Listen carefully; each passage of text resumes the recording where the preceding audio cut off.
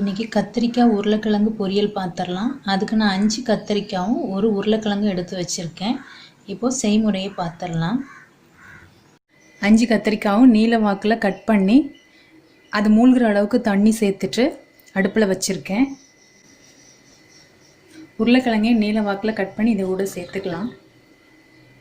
இதுக்கு தேவையான உப்பு, கொஞ்சமாக மஞ்சள் தூள், இது கலக்கி விட்டுடலாம். கத்திரிக்காய் உருளைக்கிழங்கு ரெண்டும் நல்லா வேகட்டும். இப்போ கத்திரிக்காய் உருளைக்கிழங்கு வெந்து தயாராகிருச்சு.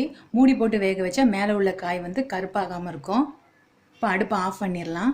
இன்னொரு பேன் அடுப்பில் வச்சுட்டு அடுப்பை ஆன் பண்ணியிருக்கேன். ஆன் பண்ணிவிட்டு எண்ணெய் சேர்த்துக்கலாம். எண்ணெய் காஞ்சதுக்கப்புறமா கடுகு உளுந்தம்பருப்பு சேர்த்துடலாம். கடுகு வெடிச்சதுக்கப்புறமா கருவேப்பிலை சேர்த்துடலாம். ஒரு பல்லாரி நீல வாக்கில் கட் பண்ணி வச்சுருக்கேன், அதையும் சேர்த்துடலாம். இஞ்சி பூண்டு பல் சின்னதாக கட் பண்ணி வச்சுருக்கேன், அதையும் சேர்க்கலாம். 3 பச்சை மிளகாய் கீறி வச்சுருக்கேன், அதையும் சேர்க்கலாம். இதை சேர்த்து எண்ணெயில் வதக்கிடலாம். வெங்காயம் நல்லா வதங்கி வந்துடுச்சு. இதில் ஒரு அரை ஸ்பூன் சீரகத்தூள் சேர்க்குறேன், கொஞ்சமாக பெருங்காயத்தூள்,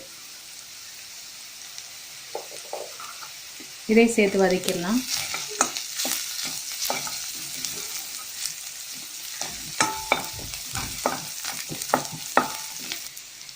இப்போ வேக வச்ச கத்திரிக்காய் உருளைக்கிழங்கு இதில் சேர்த்துடலாம்.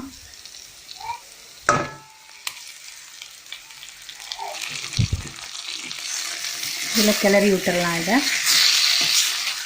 இப்போ கடைசியாக ஒரு பத்தை தேங்காவை மிக்சியில் குறைன்னு அரைச்சி வச்சுருக்கேன், அதை சேர்க்குறேன். இதையும் சேர்த்து கிளறிடலாம்.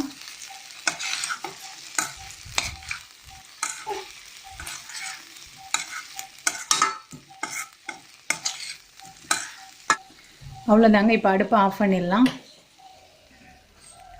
கத்திரிக்காய் உருளைக்கிழங்கு பொரியல் தயாராகிடுச்சு. இந்த மாதிரி வீட்டில் நீங்களும் ட்ரை பண்ணி பாருங்கள். செஞ்சு பார்த்துட்டு உங்களுக்கு பிடிச்சிருந்துச்சுன்னா நம்முடைய சேனலை மறக்காமல் சப்ஸ்கிரைப் பண்ணுங்கள். கூடவே உள்ள பெல் ஐக்கானையும் கிளிக் பண்ணிக்கோங்க. தேங்க்யூ.